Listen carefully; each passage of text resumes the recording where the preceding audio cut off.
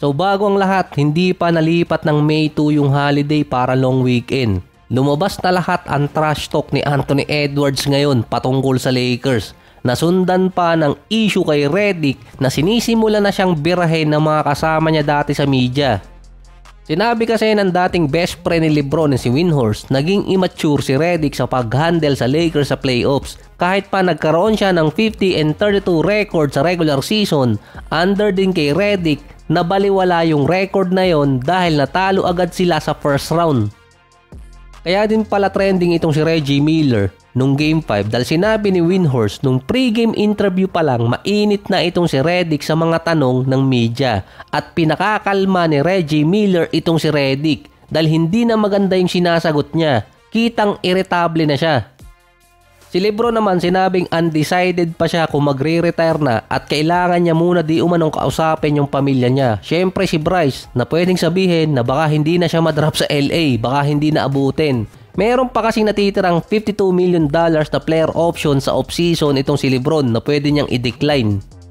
So hindi naman problema yung paglalaro pa ni LeBron kahit 40 or 41 years old na siya. Kahit pa maglaro siya hanggang 45. Ang problema doon kung magpapababa si LeBron ng kontrata sa mga susunod na taon or taon na maglalaro siya.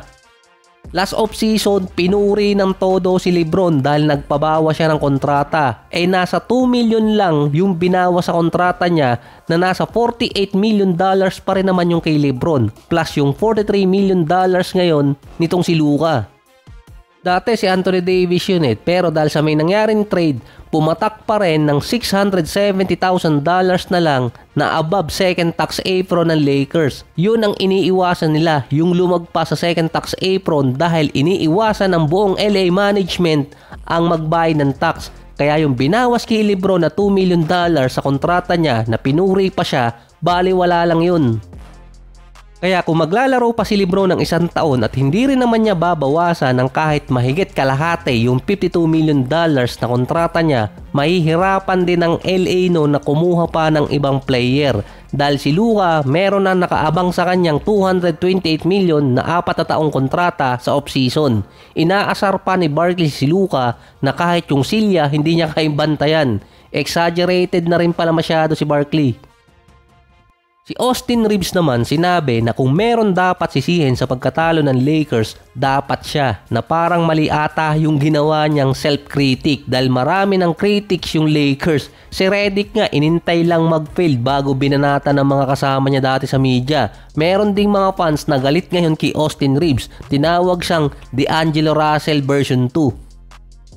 May average si Reeves na 20 points, 4 rebounds at 5 assists per game nung regular season, 46 and 37% pa. Nag-struggle talaga si Reeves pagdating ng postseason versus Minnesota. Yung sinabi ko dati na may limiter pala itong si Reeves sa postseason dahil hanggang 16 points per game lang talaga si Reeves kapag playoffs, 3 sunod na taon na. Sa 5 games versus Minnesota, may average si Reeves na 16 points, 5 rebounds at 3 assists per game, 41 and 31%. Kung gagamitin yung baseline stats ng 2024 regular season na si Reeves noon merong 15 points, 4 rebounds at halos 5 assists, mataas pa rin yung average ni Reeves ngayong playoffs.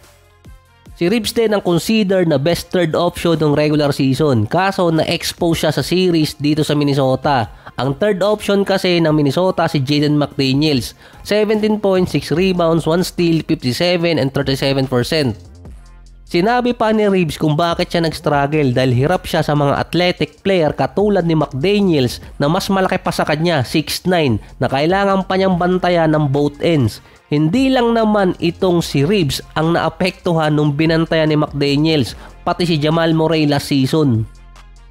Sila din na may sabi nito na kung papasok na ang Luka era sa Lakers, hindi uubra na magkasama si Reeves at si Luka ng pangmatagalan dahil sa depensa nga ni Luka.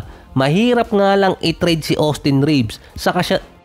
So dahil sa mga inamin ni Reeves, so sila may sabi nito yung mga analyst na kung papasok ang Luka era sa Lakers, hindi uubra na magkasama si Reeves at si Luka ng pangmatagalan dahil sa defense. Pero mahirap i-trade si Reeves. Siya yung isa sa best value contract player. May average siya sa nakaraan 2 taon na 18 points per game sa regular season. Sa playoffs naman 16 points per game. Dahil kapag tinrade si Reeves, plus 18 points per game agad yung team na pupuntahan niya, nasa $12 million lang din papatak sa salary cap at katumbas lang yun ng top 3 rookie player ngayon or kaya sa mid-level exception.